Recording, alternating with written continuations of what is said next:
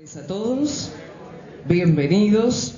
En nombre de la Caja de Previsión Social para Profesionales en Ciencias Económicas, les damos una cordial bienvenida a todos ustedes a la conferencia sobre La vida empieza hoy, a cargo del doctor Ricardo Yacú. Esta conferencia se desarrolla en el marco de los actos previstos en conmemoración del Día del Profesional en Ciencias Económicas jubilado. Contamos con la presencia de las autoridades de nuestro Consejo, de la Caja de Previsión para Profesionales en Ciencias Económicas, del Directorio de Servicios Sociales y de la Comisión Asesora de Jubilados. Queremos agradecer de un modo especial a nuestros matriculados y público en general por acompañarnos en este momento.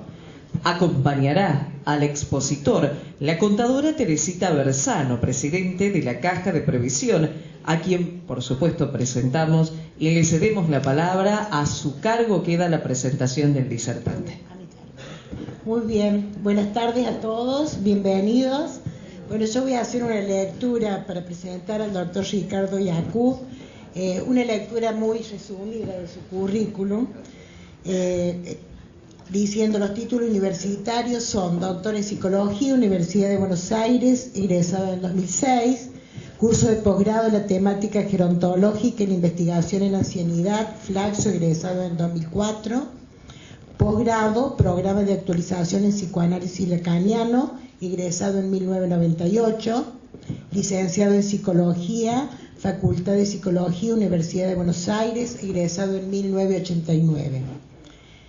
También en su actividad docente actual, muy resumida, vamos a nombrar algunas: profesor asociado por concurso a cargo de la materia Psicología de la Tercera Edad, Vejez, Facultad de Psicología de la UBA, desde abril del 2007, profesor titular de la Cátedra de Psicología de la Mediana Edad y Vejez en la carrera de especialización de Gerontología Comunitaria Institucional, Facultad de Psicología, Universidad de Mar del Plata, desde 2007, profesor invitado en diversas universidades, empezando por Valparaíso, Universidad Nacional de México, etcétera, etcétera, etcétera.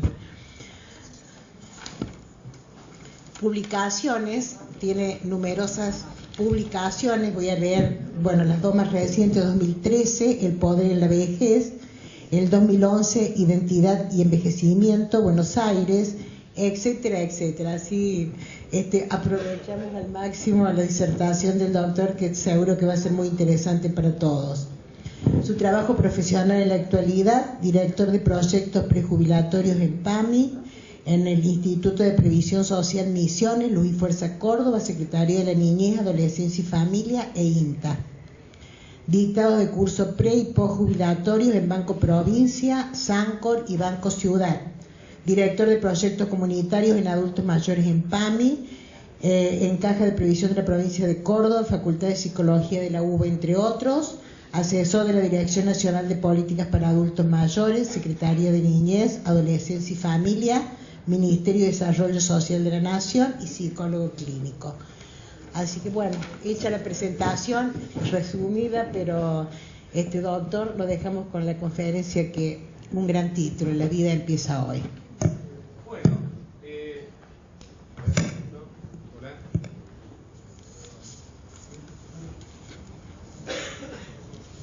Bueno, muy buenas tardes. Para mí es una real alegría estar acá. Primero porque tuve una muy buena recepción, Teresita, con quien estuvimos charlando todas las cosas que se hacen en este espacio, pero básicamente porque muchas veces los colegios de profesionales carecían de espacios para poder hablar de estos temas, y me parece que es muy auspicioso que podamos darnos, ¿no?, los profesionales, más allá de que no compartimos la misma profesión, estos lugares como para poder reflexionar, pensar e imaginarnos bueno, cómo somos y qué queremos ser. Por eso La vida empieza hoy. Yo les decía que la tomé del título de una película española con colaboración argentina, y le agrego el también empieza hoy, porque muchas veces tenemos la idea de que la vida empezó en un momento y que parece que lo que hacemos a lo largo del tiempo parece que es recrearla, continuarla, pero que más bien nuestra sociedad nos invita más a pensar que las cosas se terminan que las cosas empiezan. Y hoy tenemos una sociedad que está cambiando de una manera notoria y particularmente muchos de ustedes son la generación de ese cambio. Y si se comparan con sus padres, si miran una foto de sus padres a la edad que tienen ustedes, ustedes podrían ver no solamente que parecen sus abuelos, sino que detrás de esa ropa, detrás de ese estilo, no solo había ropa, sino que había un estilo de vida que había cambiado. Para muchos de sus padres, llegar a los 60 era haber terminado un montón de cosas en su vida. Ya no había más cosas, ya era grande para tal cosa, ya no estaba para hacer ciertas cuestiones. Y esto ha cambiado de tal manera que a veces nos cuesta imaginar quiénes somos. Por eso vamos a hacer un recorrido revisitando diversos temas. Vamos a empezar con la jubilación, porque a veces la jubilación nos toca. Yo sé que muchos de ustedes se han jubilado quizás en alguna tarea, pero siguen trabajando de manera independiente, y algunos se jubilan del todo. Pero más allá de esto, la jubilación es como una especie de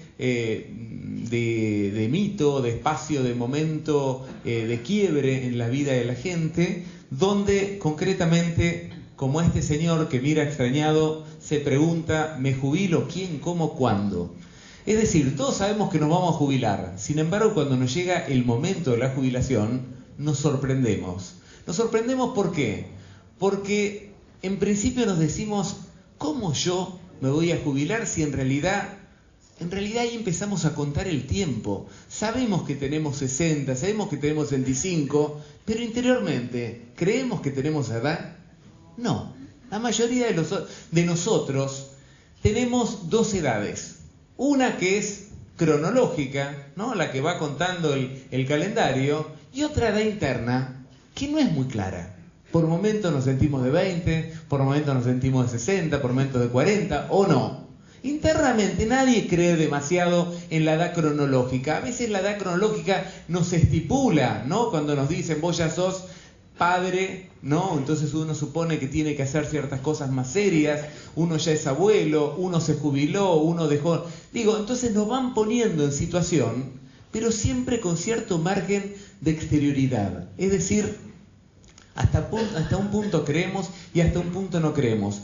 Entonces la jubilación, como a veces también mirarnos al espejo y darnos cuenta los varones que se nos cayeron unos cuantos pelos, que se nos tiñó el pelo de blanco, o las mujeres que salió una arruga, y de repente nos vemos y decimos: a mí me tocó esto. Bueno, esta sensación de sorpresa, que en realidad la cuento risueñamente, pero esto ha sido fruto de estudios científicos muy serios, donde muestra que con el avance de la edad empieza a haber como una especie de discrepancia entre lo que uno siente y la edad que uno tiene. Entonces, el jubilarnos en alguna medida nos ubica en una edad, nos ubica en una etapa de la vida, y también muchas veces nos hace pensar en cómo debería comportarme yo ante esta nueva situación de mi vida, que a veces puede ser leída como el retiro. De hecho, uno de los términos más claros es retirarnos, y a veces ese retiro se asocia también con la edad pasiva, ¿no? Con los pasivos y los activos. Ustedes esto conocen mucho más que yo. Y hoy justamente lo que estamos viendo es que los nuevos adultos mayores poco tienen de pasivos. ¿Por qué? Porque en alguna medida estamos reconstruyendo esta nueva realidad de las personas de más edad, y muchas veces jubilarse, lejos de retirarse, implica incluirse en nuevos lugares, y a veces en lugares que son mucho más agradables que los que uno tenía. ¿Por qué? Porque me voy a parar, pues soy medio inquieto. Como en alguna medida mostramos acá, todos ante estas situaciones de cambio tenemos lo que podemos llamar una crisis. Una crisis no es un trauma, una crisis es un movimiento en la vida ante el cual todavía no sabemos muy bien cómo ubicarnos. Es como que nos sacan de un lugar donde estábamos seguros, donde teníamos cierto control del entorno, sabíamos quiénes eran, los demás sabían quiénes éramos nosotros, nos identificaban la contadora, el contador, el profesor, etcétera, etcétera, y de repente, cuando somos jubilados, no se sabe si somos el contador, a pesar de que el título lo tenemos siempre, pero de repente, si no ejercemos, Ya no tenemos nuestro cliente que nos dice contador y que somos realmente el verdadero contador, ¿no? Un profesor universitario me decía, ¿sabes lo que pasa? Que si yo no tengo alumnos, no sé si soy profesor. Yo soy profesor en el momento en que ustedes me están escuchando, ¿eh? Entonces me realizo en este punto. Entonces, en este crisis, que sería una quiebre de ubicaciones casi psíquicas que uno tiene, no es que uno no entiende quién es, ni qué es lo que le pasa, pero hay un punto en que, como con la edad, no sabemos muy bien dónde estamos ubicados. ¿Por qué? Porque hay algo de este engranaje, este gran engranaje que nos mostraba Charles Chaplin, que en alguna medida lo vivimos todos. Todos nosotros, cuando a veces nos agarra un domingo largo, a veces no tenemos ni idea qué hacer. ¿Por qué? Porque el trabajo nos organiza.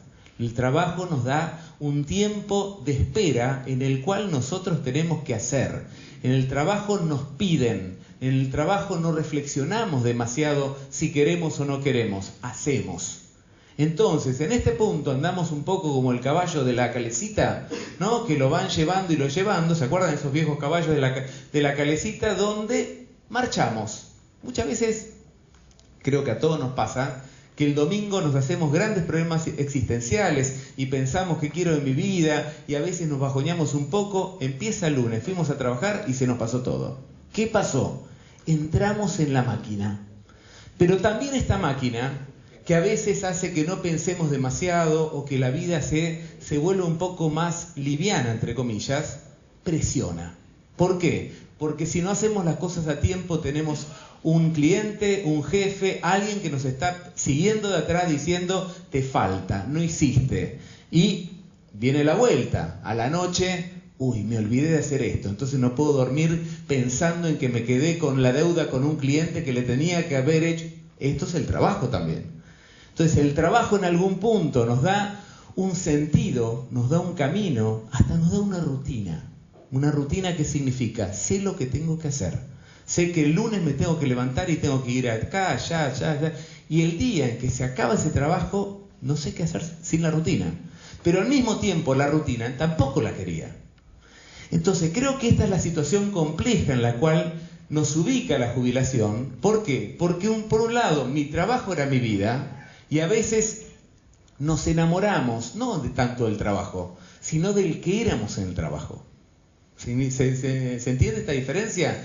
A veces no es que nos gustaba tanto tener que ir y dar clase o tener que atender a nuestro cliente. Nos gustaba todo eso que se generaba, además de la plata, además de todas estas cosas, estos lindos condimentos que se generan en esos espacios, pero básicamente nos gustaba que nos traten de licenciado, de doctor, de lo que sea, que nos tengan respeto. Hay toda una serie de mecanismos que se generan en el ámbito del trabajo. Yo siempre digo, los psicólogos nos cuesta verdaderamente que nos lleven la contra. ¿Por qué? Porque tener pacientes implica gente que te dice muchas veces sí. Entonces cuando nos dicen algo que no nos molestamos mucho. Digo, hasta algunos lo llaman enfermedades propias de las profesiones. Es decir, estamos tan acostumbrados a estar en un ámbito profesional donde funcionamos, y digo funcionamos haciendo alusión a la maquinaria esta, ¿no? En un cierto sentido, que cuando nos sacan aparece lo que nosotros llamamos la crisis, y donde tenemos que reinventar los tiempos, las rutinas, los espacios. ¿Quién soy? Y esta es la otra cuestión que viene, la identidad en cuestión. Fíjense que acá este fotógrafo americano jugó con algo que seguramente nos pasa a nosotros, que es, ¿quién soy? ¿Este niño con cara de niño o este con cara ya más de adulto? Acá en esta mujer se ve más claramente esta diferencia de caras, y en los momentos de quiebres es donde más se pone en cuestión quién soy ahora. Una paciente mía que es economista, que justamente trabajaba en una institución como la FIP, me decía, mi problema ahora son los tiempos verbales. Cada vez que tengo que decir, yo soy economista, empiezo a preguntarme, ¿yo soy o era? ¿No? Entonces, cada cuestión, ¿por qué? Porque sentía que algo tan íntimo como podía llegar a ser la identidad profesional se puso en juego para ella. ¿Por qué? Porque en realidad, si no estaba trabajando en la FIP, para ella ser economista perdía cierto sentido. Entonces, el soy o era es algo que tenemos que reconstruir y que por momentos, y para mucha gente, puede resultar problemático. ¿Por qué? Porque en realidad reconstruirse a partir de una nueva identidad a veces es complejo. Por eso hay gente que prefiere no abandonar del todo la profesión, y yo muchas veces lo recomiendo, que si uno va a abandonar del todo la profesión, sea juicioso, piense cuándo lo tiene que hacer. ¿Por qué? Porque el cambio puede ser más abrupto. En general lo más recomendado es ir dejándolo de a poco, o probablemente quedarse con algunas pocas actividades. Pero sabemos que todos aquellos de ustedes que trabajaron en instituciones, llegó el momento de los 75 y los jubilaron. Con lo cual no se puede hacer tanta estrategia o tanta sutileza frente a esto. Entonces, pero lo que sí tenemos que ver es que hay gente que es capaz de reinventarse a partir de este momento, y esto es lo que muchas veces dicen de los momentos de crisis, de quiebre, donde uno puede sacar una nueva carta, que a veces es lo que me gustó, lo que no hice, lo que dejé de hacer, y ponerla en juego ahora.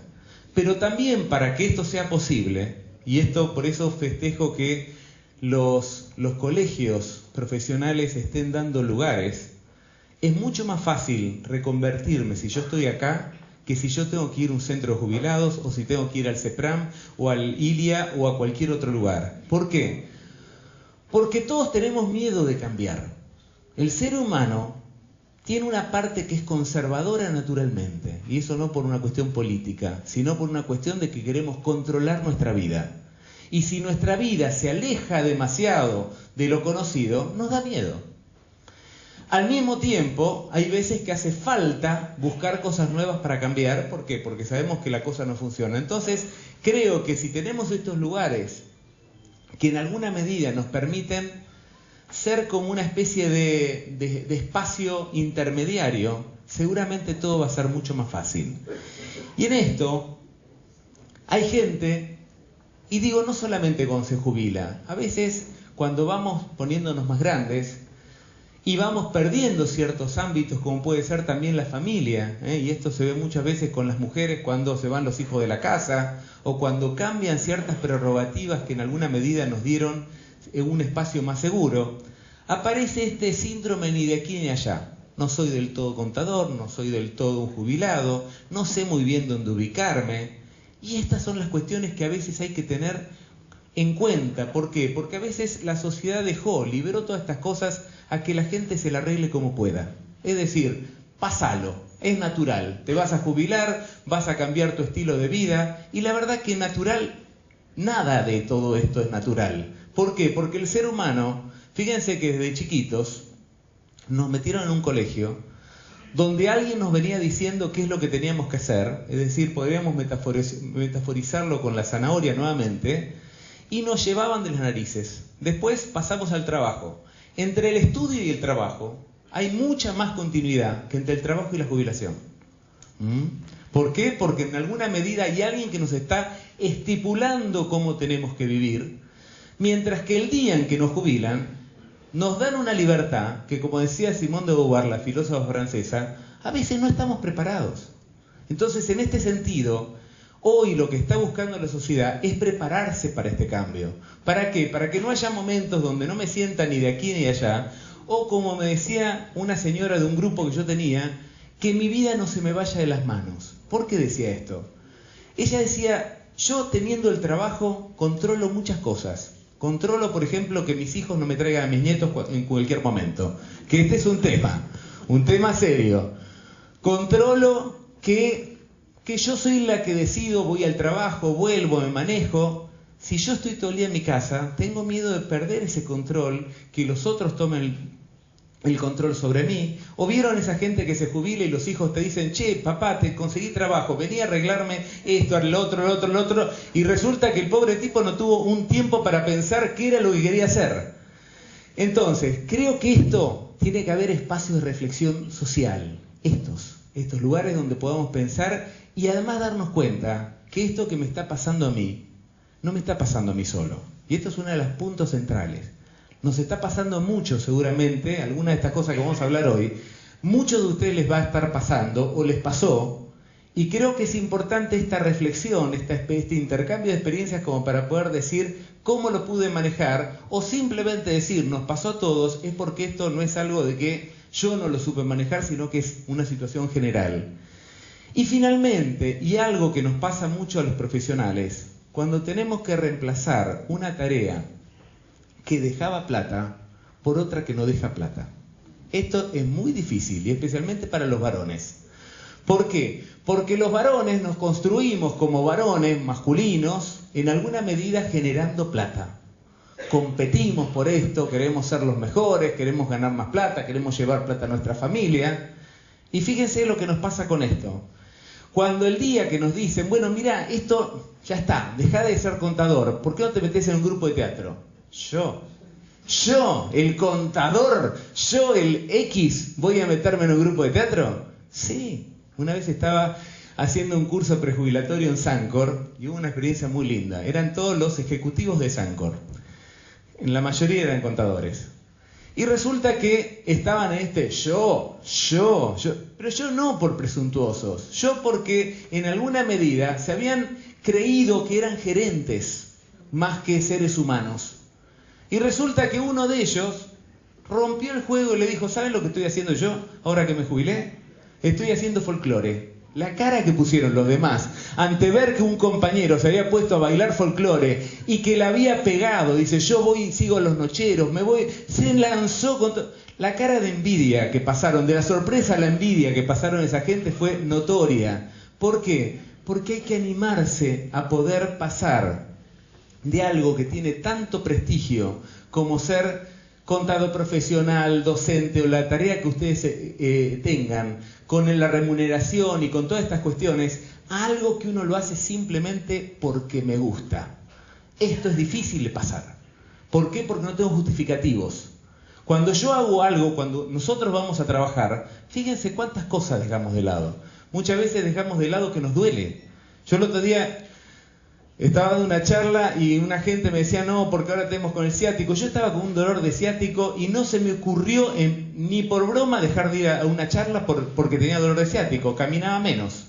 ¿Por qué? Porque el trabajo te mete en la maquinaria y te hace que funciones y que andes y que andes. Y el día que no está eso, todo entra en duda. Ahora vamos a ver que a veces entra en una duda complicada. Entonces, el tema es si nos animamos a decirnos a nosotros mismos que quizás hay un momento en la vida que es para poder hacer otras cosas. Dedicarnos más a los afectos, dedicarnos más a lo que nos gusta porque nos gusta, ¿no? Y a pesar de que uno pueda decir, pero me acuerdo de una señora que me decía, yo antes cuando veía esos grupos de mayores que hacían esas actividades me daba una lástima y ahora yo lo estoy pasando bárbaro acá. ¿Por qué? Porque claro, porque en realidad se dio cuenta que frente a esa imagen que a veces se la mira como denigrada porque parece que nos muestran el ejecutivo como si fuera el ideal de todos, y resulta que hay alguien que está haciendo teatro, pintura o lo que se le da la gana y está realmente tocando su interior, su esencia, o está yendo a pescar, que los varones sabemos lo que gusta ir a pescar y entonces, me parece que tocar la esencia de uno y poder pensar que hay un momento en la vida para poder darnos este tiempo, esto es una maravilla. Sin embargo, hay gente, y esto lo pongo cuando es la historia de un amor, porque el titular de la cátedra donde ahora yo soy titular, este pobre señor que estaba en psicología de la vejez y sabía lo que le iba a pasar, el día que lo jubilaron de la facultad, no pudo volver más a la facultad. Y nos mandó una vez una carta, dijo, esta es la historia de un amor. Y una historia de un amor que quedó como tan fascinado con este lugar, que la verdad que no pudo volver a engancharse en otras posibilidades que a veces le hubiese generado a él. Y fíjense, no sé si se ve bien, ahora que, hacemos un ratito de... Si se ve este chiste de Quino, para hablar un poco de la gente que queda enamorada no solo de trabajo, vuelvo a repetir, del rol que obtuvimos en ese trabajo. Fíjense este chiste. Está la señora mirando a su marido con preocupación. Y fíjense lo que hace. Agarra fósforos, los prende, grita fuego, socorro, incendio, auxilio, él toma agua, apaga el fósforo, se ríe, sale cantando y mire lo que dice la señora. Bombero jubilado, pobre, hay que ayudarlo a que no extrañe tanto su heroísmo. ¿Qué nos muestra Quino?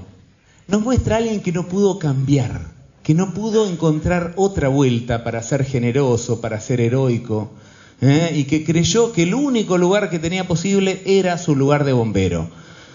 Pensemos cuántos de nosotros nos pasa lo mismo, porque esto lo vemos ahí y lo vemos en la exageración. Yo cuando hago los cursos prejubilatorios me gusta decirle cuál fue su momento de heroísmo. Todos fuimos héroes en nuestra tarea. Cuando ustedes tienen esos momentos donde tienen que hacer, no me acuerdo bien el nombre, que tienen que hacer esas revisiones de números y cosas, ahí también hay que ser héroe. ¿Cómo se llama?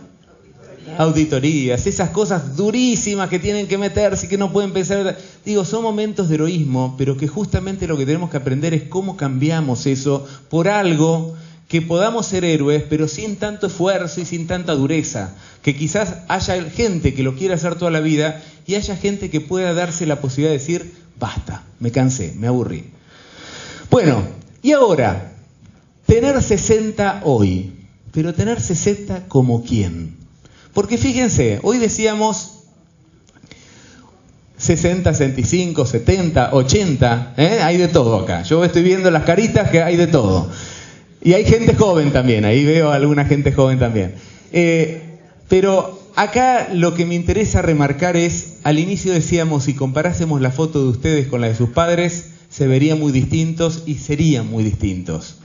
Y fíjense hoy, que cuando nosotros hablamos de los adultos mayores, los que tienen más de 60 años, en realidad es un conjunto muy poco específico. La tenemos a Susana y a Moria, lo tenemos a los 4 Rolling Stones, pero también tenemos a estos abuelitos, que era probablemente como mis abuelos, una foto así, usaban la boinita. Tenemos a este hombre que mejoró como nunca, me olvidé el nombre, Clint Eastwood. Clint Eastwood fue un actor mediano y se convirtió de grande en un capo, en un director bárbaro. Y tenemos también estas diferencias regionales, y tenemos este señor mayor que probablemente tenga algo, tenemos este señor que es un tucumano que a los 70 y pico de años se puso a correr y a los 90 fue campeón mundial de su categoría.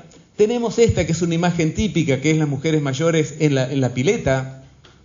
¿Qué significa todo esto? Que hoy la edad indica poco. Que en realidad, más allá de que todos decimos pasamos cierta edad, como lo vivamos y como nosotros podamos pensarnos a nosotros mismos, depende mucho de nosotros mismos. Y digo, si la pongo a Susana y a Moria, no es porque sean los ejemplos de virtud humana, sino simplemente porque son gente, o los Rolling Stones, que no abandonaron su forma de ser, que no dijeron, ya me tengo que poner como una señora grande y me pongo en el rol de señora. Siguen en lo mismo. Y esto está bárbaro, porque esto es una posibilidad actual. Seguramente una generación anterior lo hubiesen visto como una ridícula a una mujer así. O los Rolling Stones. Cuando nosotros pensamos, los Rolling Stones son gente grande, nos cuesta pensar que son gente grande. Y Mick Jagger tiene 73 años y sigue bailando y corriendo y se sigue poniendo los pantaloncitos ajustados como lo hizo toda la vida. ¿Y está bien o está mal? Está bárbaro. ¿Por qué esto es correlativo de lo que pasó con las mujeres? Es decir, en algún momento las mujeres dijeron, no tengo por qué disfrazarme de mujer y tomar hábitos supuestamente femeninos como se suponía en una época, y hoy están en todos los puestos, hoy están haciendo todo. ¿Por qué? Porque se abrió una puerta que se animaron a conquistar. Y creo que hoy la misma lógica sirve para muchas otras minorías, y entre ellos los propios adultos mayores. Entonces creo que esto es una reflexión que tenemos que tenerla permanentemente, hasta qué punto nos ajustamos y nos ajustan a ciertos roles. ¿Saben quiénes a veces se ajustan al rol de adulto mayor serio? Los nietos. Ellos creen que pueden hacer lo que se les da la gana, pero si de repente ven a una abuela con una pollerita muy corta, le dicen, abuela, pero... Ellos se ponen como los controladores cuando capaz que tienen 20 piercing y están todos tatuados, pero la abuela no. Y especialmente a las mujeres se las controla más. pero también pasa en general con los abuelos, como si esperáramos que ellos estuvieran en roles más conservadores que los propios jóvenes. Y esto es algo que nosotros tenemos que debatirlo. ¿Por qué? Porque muchas veces termina generando una limitación en la propia persona. Entonces, tormenta. Vamos a contar... No, ahí... Sí. Bueno, me voy a sentar porque... Ahí. Bueno, me voy a sentar. Vamos a contar algunas cuestiones que son fruto de las investigaciones, les diría básicamente de las últimas 2 décadas, donde hoy podemos saber más de los adultos mayores que mucho de lo que se había presupuesto durante casi un siglo, le diría.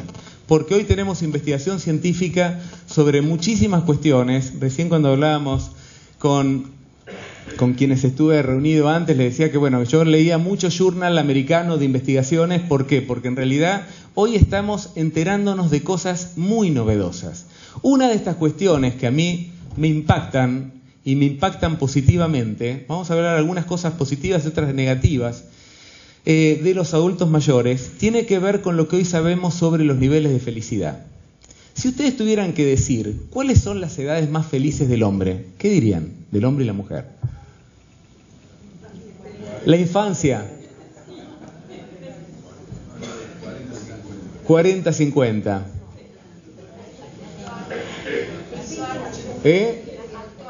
La actual. Bueno, les diré que la infancia no es una edad muy feliz. ¿Por qué? Porque dependemos mucho de cómo nos hayan tratado, si tuvimos buenos padres, malos padres, buenos grupos de amigos, familia.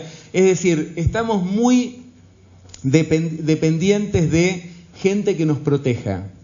La primera edad donde en estudios internacionales, y digo estudios internacionales hechos a millones de personas y con varios niveles de aseveración empírica que tuvieron, mostraron que la primera edad de gran felicidad son los 20 años. Edad de descubrimientos, edad de la sexualidad, edad del amor, edad donde nosotros parece que nos llevamos el mundo por delante. Después baja, nos casamos, tenemos hijos, hacemos la casa y baja la felicidad notoriamente, curiosamente. ¿Por qué? Porque uno diría, ¿qué más queremos? Tenemos hijos, pero tenemos que hacer mucho esfuerzo. Es una etapa en la cual nos dedicamos mucho al otro, mucho al trabajo.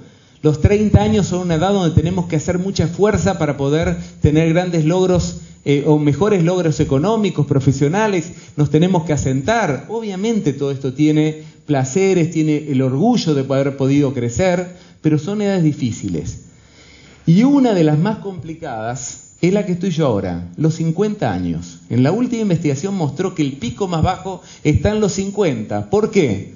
Porque estamos en medio de la carga y a veces con una doble carga. De los de abajo, que todavía tenemos hijos a quien mantener, y a veces arriba de hoy tenemos, muchos de ustedes deben tener padres todavía. ¿Por qué? Porque hoy la gente llega muy longeva y también a veces tenemos que ayudar para los dos lados y esto genera mucha tensión.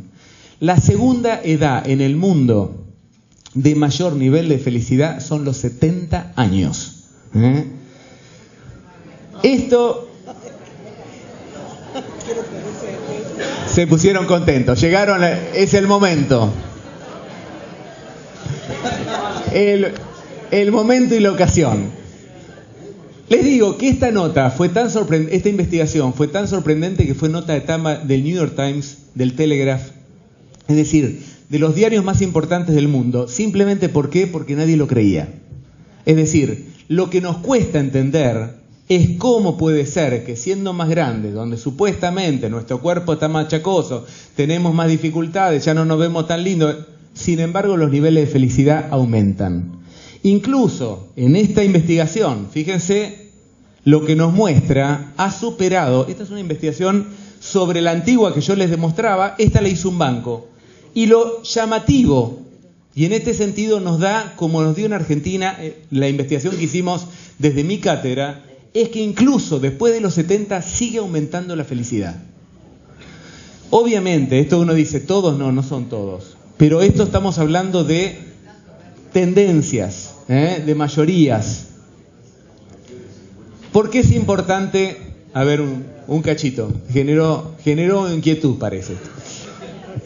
¿Por qué es importante saber esto?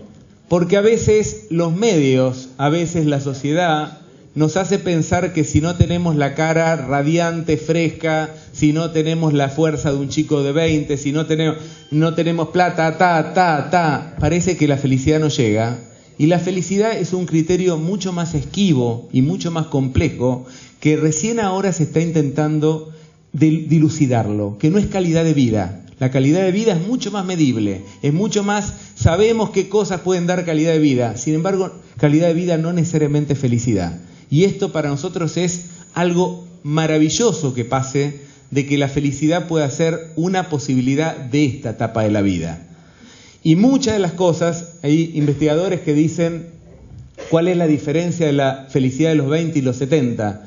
La de los 20 es este aluvión, estas ganas de hacer todo lo que uno no había podido porque tenía sus padres, Lo de los 70 es la edad en la cual uno quiere disfrutar más serenamente de lo que consiguió, de lo que tiene, de las cosas que le quedaron por hacer. Ahí está mucho más ubicada la felicidad de esta etapa de la vida. Pero sin embargo, hay ciertas cosas que inciden negativamente sobre esta posibilidad de felicidad. ¿Cuáles son?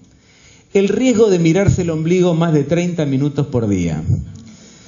¿Cuál es el problema a veces que tiene la edad?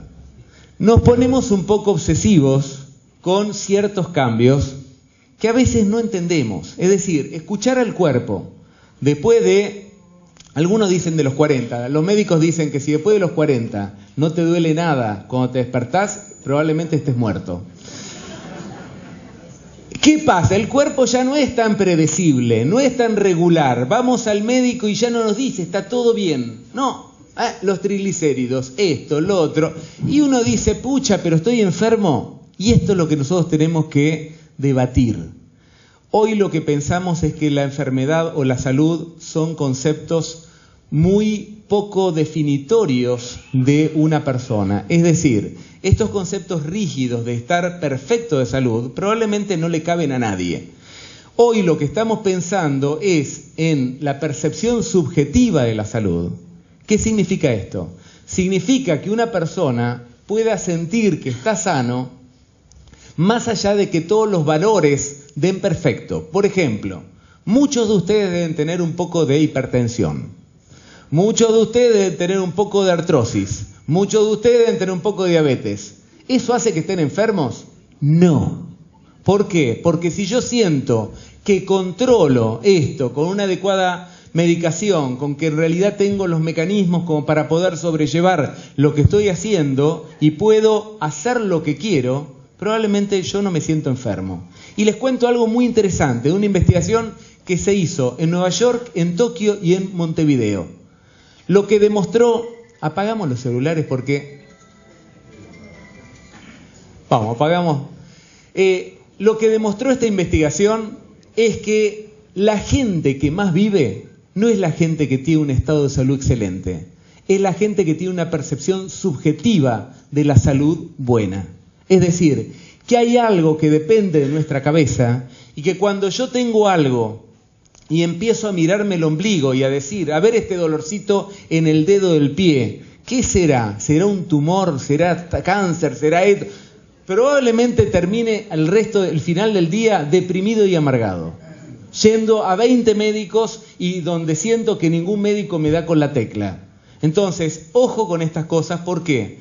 Porque vamos a tener que escuchar distinto a nuestro cuerpo. La verdad es que con la edad el cuerpo empieza a mostrar ciertos signos diferenciales y hay que entender que esto no significa la idea de que nosotros tuvimos muchas veces cuando éramos chicos, que si estás enfermo tenés que meterte en la cama, no tenés que salir. Digo, tenemos que empezar a darnos cuenta que estamos con un cuerpo que hay que cuidarlo más, que como decíamos hace un ratito cuando estábamos reunidos, que hay que hacer mucha más gimnasia que la que uno se imaginaba.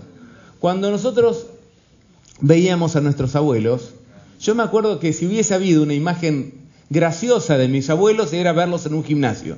Hoy yo voy a un gimnasio donde entre la mañana hasta las 6 de la tarde les puedo asegurar que el 80% tienen 70 años para arriba. ¿Por qué? Porque hoy empezamos a tomar conciencia de que en realidad con la edad más actividad física tengo que hacer. Y no solo actividad aeróbica, es decir, caminar rápido, que van a ver que ahora nos va a ayudar para algo que vamos a tocar en un minutito, sino también actividad anaeróbica. Hay que hacer pesas, Eso está comprobado que el hacer pesas, no digo que hagan así, que se vuelvan físico-culturistas, ni nada por el estilo, ayuda, por ejemplo, a la resistencia frente a las operaciones. En realidad, hoy lo que sabemos es que el adulto mayor es quien menos puede quedarse en la cama, es quien menos tiene, más rápido tiene que hacer rehabilitación. ¿Por qué? Porque es un organismo que hay que ayudarlo más que cuando es joven. Y esto es un dato, y esto es lo que tenemos que aprender a manejarnos con esta nueva corporalidad y entender lo que son los cambios en el cuerpo sin volvernos hipocondríacos. Mirarse el ombligo más de 30 minutos por día es lo que muchas veces en psiquiatría llamamos hipocondría. La hipocondría les puedo asegurar que es una de las patologías mentales más difíciles de curar. ¿Por qué? Porque la persona entra en un círculo vicioso donde siempre encuentra alguna evidencia de que algo raro está pasando y no le cree a ningún médico y pasa por distintos lugares, termina siendo maltratado por su familia, por los médicos, y ellos terminan maltratando a la familia. ¿Por qué? Porque siente que nadie los comprende. Por momentos parece una auténtica locura esto, pero lamentablemente cuando nosotros no pensamos que hay otra salida, cuando mis pacientes me dicen: yo cuando me ponga bien voy a empezar a hacer cosas, yo le digo: no salí nunca más de la hipocondría. ¿Por qué? Porque es al contrario. Muchos de ustedes, capaz que cuando tenían que venir acá, les dolía algo. Seguramente ahora que llegaron, entraron en calor, les interesó algo de lo que estaba pasando, se olvidaron de los dolores. ¿O no? Esto pasa.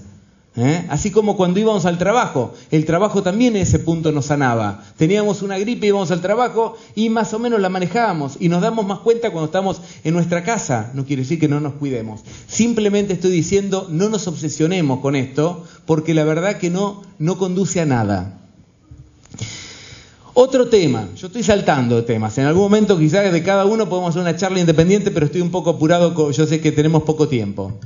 Usar la cabeza o no usarla. Hoy sabemos más de neurociencias que tampoco, más que lo que la historia había aprendido de las neurociencias, porque tenemos maquinarias, tenemos una capacidad de conocer lo que pasa a nivel cerebral que antes desconocíamos. Algunos datos importantes. Primero, la mayoría de ustedes va a llegar hasta el último día de su vida sin tener demencia. Esto es un dato que tenemos que saber. Es decir, nos vienen matando con investigaciones que nos dicen que parece que todas las personas de más de 70 años aumentan su capacidad de poder tener demencia. Esto es cierto. Pero incluso entre los 80 y los 90 años, donde se da la mayor probabilidad, que salta puede llegar al 30%. El 70% nunca va a tener un deterioro cognitivo, o sea, una enfermedad. Lo que sí vamos a tener, y esto lo empezamos a ver más claramente después de los 50 años, es lo que se llama el declive cognitivo. ¿Qué sería? Declive cognitivo es... Ayer vi una película que trabajaba una chica que tiene rulos, que se había casado con un muchacho, ¿viste ese actor rubio? ¿Cómo era el nombre? Que había trabajado en esa película. Bueno, ¿vieron cuando uno empieza a patear así? Que uno dice, ¿por dónde está el nombre? Dígame el nombre, por favor. Bueno, esto es un dato, Esto lo llama anomia, la pérdida del nombre propio. Lo que tenemos que tratar de hacer es de no darle mucha importancia. ¿Por qué? Porque esto no nos quita la inteligencia. En todo caso, lo que tenemos que hacer es reforzar la memoria a través de algunos juegos, algunas cosas que vamos a contar ahora. Otra de las cuestiones que vamos a ver después de los 50 es que no podemos dividir la atención de la misma manera que la dividíamos antes. Es decir, yo antes podía trabajar con la computadora haciendo una investigación o leyendo y escuchando a alguien que me cante. Ahora, si escucho a alguien que me canta, no puedo prestar atención. Parece que me perforara el oído por un lado y me distraigo. Es decir, a dos estímulos que antes yo los podía dividir y atender, parecía por un oído uno y por el otro, ahora me cuesta más. Esto es normal, esto es esperable. Vamos a andar un poquito más lento con nuestra capacidad intelectual, pero poquito es mínimo. Hay investigadores, hay gente hipercapaz que sigue estando a full y simplemente es entendernos a nosotros mismos, como decíamos antes, escuchar nuestro cuerpo también es entender que quizás vamos a andar un poco más lentos, lo cual no significa que perdamos inteligencia. ¿Qué es lo que sí tenemos que hacer? Les cuento una investigación interesantísima que salió en la Universidad de Concordia en Canadá. En un momento, un grupo de neurocientistas muy famosos se reunió y dijo, ¿por qué razón es que los 65 años a nivel mundial aparece como el punto de caída de la memoria? Cuando empezaron a preguntarse esto, dijeron, evidentemente hay una razón social detrás de todo esto. En el mundo, los 65 años es la edad de la jubilación. Entonces dijeron, vamos a probar si efectivamente es así. Agarraron 2 grupos de jubilados que recién se jubilaban durante 5 años. Son investigaciones importantes porque duran mucho tiempo y es decir, podemos probar verdaderamente si nosotros queremos demostrar algo. Agarraron un grupo de jubilados y le dijeron, ustedes hagan lo que tengan ganas, ¿no? El dolce far niente, disfrútenla. Y a los otros le dijeron, ustedes hagan lo que tengan ganas, pero van a tener que hacer el mismo esfuerzo cognitivo, intelectual, que hacían cuando ustedes trabajaban. No que sigan trabajando, el mismo esfuerzo cognitivo. ¿Qué es lo que vieron? Que este grupo descendió a nivel de la memoria como se preveía previamente, por eso hicieron la investigación, mientras que este grupo casi no tuvo pérdida de memoria. ¿Qué nos indica esto? Ni más ni menos que el esfuerzo intelectual tiene mucho que ver con nuestra capacidad cognitiva. Entonces, cuando nosotros vemos gente, hoy hablábamos como por ejemplo Mirta Legrand, que la vemos a los 90 años pudiendo dirigir un programa, muy probablemente, además de una buena genética que debe tener esta mujer, el entrenamiento permanente que tuvo ella hizo que no pierda tanta capacidad, que pierda capacidad cognitiva, y uno puede ver que se maneja perfectamente bien. Y esto es un dato cada vez más usual que tenemos que tenerlo en cuenta. Por otro lado, recién decíamos del ejercicio aeróbico. Hay infinidad en este momento de investigaciones que muestran que a los 70 años hacer 3 veces por semana ejercicio aeróbico de 1 hora mejora notablemente nuestra memoria. ¿Por qué? Porque estimula la corteza frontal y esto lo que genera es una estimulación a nivel de la memoria. Por otro lado, también se sabe que aprender un idioma, aprender un instrumento musical, es decir, hoy la idea no es tanto la saturación de conocimientos, sino que el cerebro aprenda a manejarse con múltiples lenguajes a partir de los cuales, si falla uno, puede utilizar el otro. Es decir, esto es la idea de la reserva cognitiva, es decir, tener múltiples abrevaderos para poder manejarse intelectualmente. Pero por otro lado, también la gente que hace los cursos de memoria, los talleres de memoria, dan cuenta de cómo pueden conseguir estrategias para acordarse de lo importante. Por ejemplo, esto que yo jugaba un poco de no me acuerdo el nombre, en realidad hay muchas cosas que nosotros fácilmente podemos aprender. Les digo simplemente para que lo hagan esta noche, si tienen ganas, miren cualquier película y en vez de inmediatamente irse a dormir, coméntenla con alguien o escriban un mínimo resumen y van a ver cuánto más se van a acordar de eso. Hoy estamos en esta sociedad de la rapidez donde parece que miramos y tenemos miles de estímulos al mismo tiempo y todos nos olvidamos rápidamente muchas cosas. Entonces, lo que realmente sea importante, tratemos de imprimirlo en el sentido de dejarlo bien asentado en nuestra memoria, justamente para poder limar ciertos efectos de la edad que pueden llegar a perjudicarlo.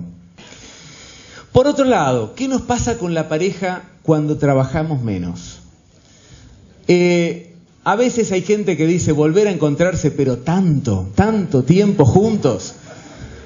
No es lo mismo estar unas horitas cuando nos despertamos, cuando llegamos y tenemos muchas cosas de contar, no sabés lo que me pasó con el cliente, no sabés lo que me pasó en el colegio, que cuando estuvimos todo el día juntos y ya no tenemos más que decirnos. Un señor me decía, yo antes, mi señora pensaba que yo iba a estar más con ella. Y ella dice, ella piensa que estar jubilado es estar tomando mate todo el día. Basta, no quiero más mate, quiero estar a solas un rato. Y este señor se había hecho su mini búnker, que era un tallercito. En el tallercito tenía una cama, tenía para hacerse mate, tenía todo. ¿Por qué? Porque necesitaba un rato de libertad. Entonces, y ustedes saben que el último censo argentino, y llamativamente, les cuento un dato porque a mí me llama la atención, igual que el de Francia, igual que el de Estados Unidos, mostraron que entre los 60 y 70 años había sido la edad donde más divorcios se habían generado en los últimos tiempos. Es decir, no que había más divorcios, sino que había crecido más la tendencia. ¿Por qué?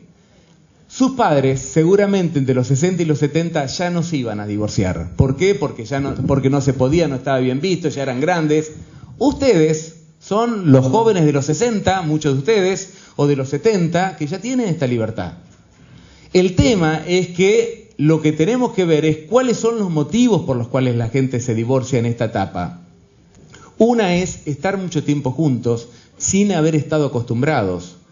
Otra es gente que nunca se llevó del todo bien y que de repente ya no están los chicos, porque también se fueron los chicos, ya no está el trabajo y de repente me encuentro con alguien que no sé ni qué hablar.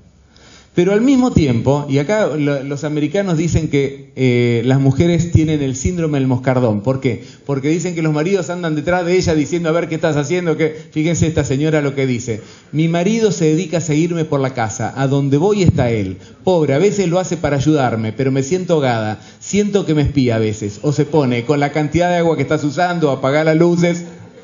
Ahora más que nunca, con los aumentos.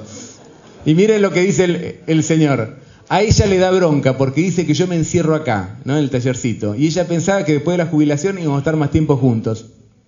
Yo le digo que no me joda. No es que no quiera estar con ella, pero a veces de tanto vernos la cara no sabemos más que decirnos. La verdad es que así como se aumentaron los divorcios en esta etapa, las investigaciones argentinas sobre el tema, y que tenemos bastantes, hechas tanto en Buenos Aires como en Mar del Plata, nos muestran que después de un tiempo de jubilados, mejoran las parejas también. Si lograron soportar esta tensión, porque, no, en serio, ¿saben qué? Una vez que lograron soportar, se dieron cuenta, las mujeres que habían puesto tanto en los hijos, que los hijos se van, y que lo que está es la pareja, y los hombres que a veces pusimos tanto en el laburo, nos damos cuenta que lo que está a nuestro lado muchas veces es la pareja. Y cuando esto se reviste de grupos, de salidas, de momentos de independencia, de viajes, y esto remarco los viajes porque a veces son un momento como para vernos en otro contexto, no en ese contexto repetido de la casa, sino en un lugar donde nos podemos reencontrar. Fíjense que con los viajes renace el sexo, en todas las edades, cuando hay un viajecito el sexo mejora. ¿Por qué? Porque nos reencontramos. Entonces creo que hay que darnos la oportunidad, no digo porque esté mal separarse, pero también darse la oportunidad como para poder reencontrarse y saber que va a haber un momento complejo. Sexy. ¿Hay sexo en esta etapa de la vida? Silencio. ¿Saben de dónde es esta foto? De ninguna película porno, de la revista Vogue Internacional. Vogue Internacional se está dando cuenta que sus clientas son básicamente gente grande. Entonces está empezando a hacer números especiales sobre gente grande, y uno de estos fue de esta mujer, que es preciosa esta mujer. Acá está muy limitado el espacio, pero que sin esconder ni arrugas ni nada, sino mostrando que hay belleza en distintas etapas de la vida. La verdad es que el deseo está a lo largo de toda la vida. Cuando no está es porque tenemos que preocuparnos. Es decir, hoy la evidencia científica que tenemos es que si no tenemos deseo, si no podemos, ya sea porque no hay una erección o porque la mujer no tiene una buena estimulación o porque hay dolor, tenemos que consultar al médico y en todo caso al psicólogo si fuera necesario. ¿Por qué? Porque estamos diseñados genéticamente para tener sexo a lo largo de toda la vida. Y fíjense que en términos generales, cuando la gente deja de tener una actividad sexual, es o porque tuvo un problema físico y a veces no lo pudo identificar y no sabe cuál es. Muchas veces hay curación. Hoy sabemos que tenemos el Viagra, que es un maravilloso medicamento, pero también muchas veces porque en las mujeres uno de los motivos, ¿saben cuál es el principal motivo por el cual las mujeres dejan de tener relaciones? Porque quedan viudas. Todavía hoy, una mujer cuando queda viuda lo más probable es que no tenga más relaciones. Un varón que queda viudo obviamente sigue teniendo relaciones. Un varón puede ir a una prostituta y nadie le va a decir nada. De hecho he visto nietos que llevaban al abuelo. No he visto nunca nietos que lleven al abuelo a un prostituto. Eso todavía no hay. Esas son las diferencias por las cuales hay que luchar. Bueno, en realidad la verdad es que es una actividad saludable, está asociado a mayor longevidad, la gente que tiene más actividad sexual en el término más amplio posible. Bueno, este es uno de mis temas que yo me he dedicado, tengo un libro especial sobre sexualidad, o sea que no quiero detenerme tanto en esto, pero es un tema entretenido y muy rico. ¿Por qué? Porque tiene que ver con esa capacidad de poder hacernos ilusionar, desear el amor, el sexo, poder mirarnos, poder encontrarnos. Y a veces la sexualidad va mucho más allá de un acto genital en sí, sino que tiene que ver con todos esos momentos donde uno se encuentra con alguien que te gusta y te mirás y te sentís, que olés. El olor también tiene que ver con la sensualidad. Es decir, el erotismo pasa por todos los sentidos y básicamente pasa por nuestra fantasía. Cuando la gente tiene que eliminarla o tiene que evitarla, que en realidad es muy difícil que lo pueda hacer. Y le puedo asegurar que he visto mujeres que habían eliminado el deseo de su vida y que cuando tuvieron un problema tipo Alzheimer reapareció el deseo, lo cual lo que mostraba era que el deseo estaba y que se lo habían evitado. Entonces no hay por qué esconderlo, no hay por qué evitarlo y puede ser parte de esta ilusión de desear. Había una mujer que me dijo algo en mi primer libro que me impactó. Dice, yo me volví a sentir mujer cuando me di cuenta que Juan gustaba de mí. ¿Por qué? Porque no solamente es el deseo carnal en sí mismo, es saber que alguien te está mirando, alguien gusta de vos, que vos le gustás, que sos interesante, que sos lindo. Hay gente que sienta que ya no le gusta a nadie y la verdad que esta sociedad es muy complicada con este tema. Incluso fíjense que estamos muy poco acostumbrados a ver imágenes sexuales de adultos mayores. Pero bueno, esto es para otra charla. La sexualidad, ¿vieron esta película? Bueno, vamos a tener que terminar, ¿no? Bueno, esta es una película que me parece un poema de amor en gente grande y hay un autor que dice que la sexualidad y el erotismo permite expresar pasión, afecto y admiración, que es un punto importante, ¿no? Que alguien nos admire. Afirmar nuestro lugar, nuestro cuerpo como un lugar de goce, a veces en una etapa de la vida donde a veces nos empieza a doler o a veces hablamos demasiado de dolores, volver a sentir que nuestro cuerpo, si lo toca a alguien que nos gusta, lo volvemos a sentir y sentimos mariposas en el estómago y todas estas cosas. Baja el nivel de dolor. Tener relaciones sexuales baja los niveles de dolor. Es un antídoto frente a la enfermedad, obviamente no contra cualquiera, pero nos protege a nivel autoinmune y otorga el placer de ser tocado, mimado, querido, que esto es algo que todos necesitamos en cualquier momento de la vida y no por nuestro nieto, sino por alguien que realmente nos guste. ¿Qué hacemos? ¿Seguimos un poquito? Sí. Yo, si no se me da el avión, pero bueno. En realidad, la familia, ¿qué pasa con nuestros vínculos?